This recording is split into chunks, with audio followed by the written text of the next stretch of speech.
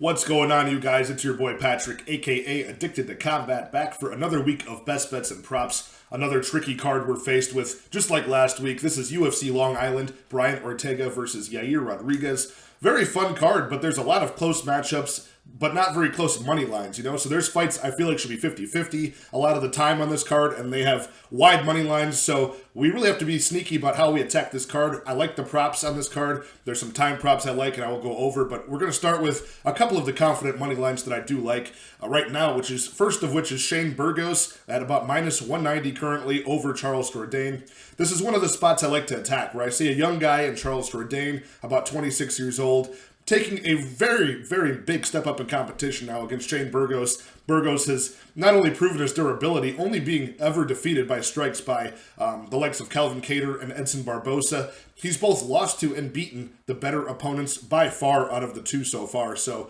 I like his constant pace and pressure. I think he'll be more crisp in boxing range. And now with this 6.5-inch reach advantage in the favor of Shane Burgos, I think at distance he'll be the better man as well. If he can just stay at bay, stay safe out of the explosive movements of Charles Jourdain, I think he walks away with a decision victory here. I think this does go the distance, but the money line I like as well. I think Shane Burgos is very trustworthy.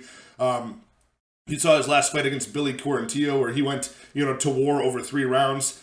Chin did not crack even after that weird Edson Barbosa knockout a year and a half ago. So I really do like Shane Burgos here. I think he gives a veteran lesson to Charles Jourdain and just ends up being the better man. He is both, I think, the more battle-tested fighter here and just the bigger guy. So easy choice for me to make here, Shane Burgos on the money line. The next one I like is Bill Algeo. Right now he's like minus 200. I got in at minus 170. This line has quickly moved in the favor of Bill Algeo. If you watch my full card breakdown, which got a lot of engagement so far, so I appreciate that. I did say that when I picked Bill Algeo going in, after watching the tape study, I was a little bit more hesitant to load up super heavy on Bill Algeo. That remains the same. That is very true. But against Herbert Burns, who's been off for 2 years, the disparity on the in striking range on the feet is so strong between Bill Algeo and Herbert Burns. I like all of the activity. Bill Algeo having fought 4 times since Herbert Burns' last step foot in the UFC cage. I like that as well, but Bill Algeo looking to improve. I do think he will get taken down early. I do think he will be faced with some adversity and have to defend against submissions, but so far he's been very good at doing that. It's been tried and true. He has been taken down, put in all sorts of submission attempts, and has not actually been, beaten at that point. So he's able to get back to his feet again and again, more improving in his last 4 fights, losing less and less control time positions as he goes on through his UFC career so far. So I don't think Herbert Burns gets this done. I think we will have to sweat out maybe a quick takedown from Herbert Burns early in round 1. I think Bill Algeo stays safe, gets this done, starts cracking him on the chin. I'm not sure if he finishes the fight. This all depends on how Herbert Burns looks coming back after that long layoff and knee surgery. But either way, I think Bill Algeo is worthy of that minus 200 price tag even still. So money's coming on him, but I still think he's the right move to make. Another money line that's moved a lot, but this was when I did my full card breakdown and I bet this fight. A big, not a big underdog, but the line has moved. Da Un Jung plus 120 on the money line is where I got him at. Just even as most recently as like last night, I believe he was plus 100 or plus 105 on a lot of bookies that I use. Now I see him all the way up as far as minus 130 on the money line as a favorite over Dustin Jacoby. So this line has really moved, which means to me that I got on the right side of this. I think a lot of the sharp line moving money has gone in on Da Un Jung, so I like that. Not crazy about the price tag at minus 130. I think this should be closer, but I still think he is the right side. I like his strength, his cardio. I like the fact that he also now matches the physical attributes and then some of Dustin Jacoby, who's used to being the long-rangey kickboxer, no longer will have all of those physical advantages over this opponent in Da Un Jung. I like Da Un Jung's cardio, and I like the fact that he most likely will have to choose to grapple in this matchup if he wants to come out the victor. I think he does get a decision win here. By the way, that decision prop is still around like plus 350 for Da Un Jung. Not a bad look there either if you're getting on the worst end of this money line. So moving on to all of the props that I have for this one, and there are quite a few. Might as well go on another decision prop. I mentioned the plus 350 for Da Un Jung. I don't think I'm going to get there myself. I've already loaded up on Da Un Jung on the money line just a little bit, but also put him in a parlay. So just to beef up those odds with Da Un Jung, I like Jack Shore to win by decision at plus 115. He's facing Ricky Simone. This is a very close fight where Jack Shore is a sizable, moderate favorite here at like minus 170. I like to transform that to plus 115. I think Jack Shore does get this done. As I mentioned in my full card breakdown, I think he's just got a more point scoring style in this fight. He can mix in control time, use defensive grappling against Ricky Simón, very good scramblability and get up game, and I think he's just going to be the better guy at range, the bigger man and just a better mover on the feet. And I think he blends those two attributes in a, very fun contest, a back and forth contest. I think he wins at least 2 out of the 3 rounds. Gets his hand raised, and Jack Shore is a big finisher in the CFFC, but his last 3 fights in the UFC have all been going to decision. So I think Ricky Simón is tough, and I think that this is a big win condition for Jack Shore is to, last at least all 3 rounds here. If he doesn't get his hand raised, at least we didn't pay the minus 170. We're paying the decision prop at plus 115. Simón is very tough. So Jack Shore decision plus 115. If you're really skeptical about who wins this fight, which you pretty much should be, it's a very close fight. Fight goes to decision, I do like at minus 190. You can decide just not to pick a side, or if you're betting, maybe putting Jack Shore in a parlay or something like that, you could then bet this is a sort of an insurance policy, this fight going to decision here. Ricky Simón, 11 of his 22 professional bouts have all gone to decision, so I like that. And most of those are in the UFC now. He's had quite a big schedule here in the UFC. Definitely the more battle-tested guy with the more experience out of the 2, so I'm not sleeping on Ricky Simón here. Jack Shore, again, big finisher outside of the UFC, not so much in the UFC. So I see this going to decision the majority of the time. With both the guys' toughness so far. You're seeing Jack Shore start to really crack people like Timur Valiev in his last fight, was able to drop him, Ricky Simón knocking out Rafael Assunção, but I think these guys will match up very, very closely, and this will go all 15 minutes. Another fight that I think goes all 15 minutes is Da Un Jung and Dustin Jacoby. As I mentioned before, Dustin Jacoby only been knocked out 1 time. Da Un Jung never been knocked out before. So I think if one guy does get the finish, it would be on the Da Un Jung side. But again, Dustin Jacoby, very good kickboxer, very good on the feet at maintaining distance, especially early in the first 2 rounds of the fight.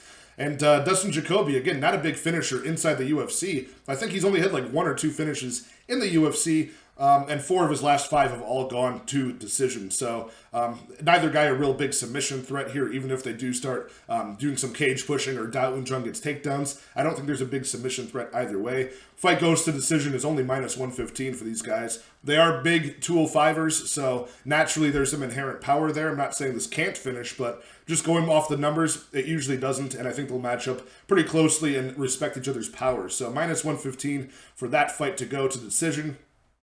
This one is a sneaky one I like here, but the line has moved, and I've actually missed out on the better part of this next prop. This is Li Jingliang to win inside the distance, but if it goes to the scorecards, it's no action. I saw that last night at plus 135. I made a note for myself to, maybe load up a unit on that because I do like it. I think Li Jingliang, just my prediction, I think he finishes Muslim Salikov, the older 38-year-old. That hasn't been in the cage for a while. I think Li Jingliang is going to be faster, a better mover, and he does have more finishing ability in the octagon. So I like Li Jingliang here as the younger man and the guy who's probably going to be a faster starter. But if this goes to the scorecards, Muslim Salikov, I believe, is undefeated in decisions. So I like Muslim Salikov as the minute winner on the feet. Usually striking at range with that Wushu Sanda style. I'm not sleeping on his ability there. If this goes to decision, I think he might have a good chance of taking it. But for us to get a plus 135 for what I think is going to happen and Li Jingliang to knock him out, but if it goes to the decision, we get our money back. So right now it's at plus 100 now that I saw it, and I put a unit on plus 100, but it was at plus 135. Much better bet right there. With Li Jingliang having way more knockouts than decision wins. I like it.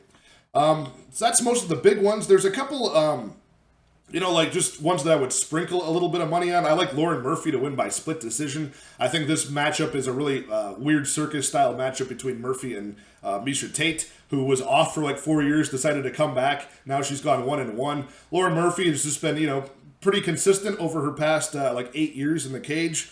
And she also found a 4-leaf clover, in New York. So she posted that on Instagram or Twitter or whatever. So I feel like she's going to get Lauren Lucky Murphy. I think she's going to get another lucky split decision going her way. I think that's live here at plus 1,000 odds. So she has four split decisions in the UFC. 2 of them complete robberies going her way. So that was over Andrea Lee and Joanne Calderwood. I think she could do it again here against Miesha Tate. Maybe Miesha Tate tries to grapple. Maybe Miesha Tate gets, outstruck at range slightly by Lauren Murphy, who the judges seem to favor. So by putting a quarter or a fifth of a unit on her to win by split decision, I think the judges will be scratching their heads as to who wins this one. So plus 1,000, not a bad, just like kind of a fun prop there. Another one I do like, I just touched on this, Li Jingliang to win in round 1 by knockout is plus 900. So even putting a quarter unit or a fraction of a unit on that, where that's one of his biggest win conditions in this fight. He'll be the younger man here. He's got 9 knockouts, and 5 of those are all in round 1. I think Muslim Salikov is going to be a slow starter here, as he sometimes is. He looked very slow in his last fight against Francisco Trinaldo, a very old 42-year-old man at that point.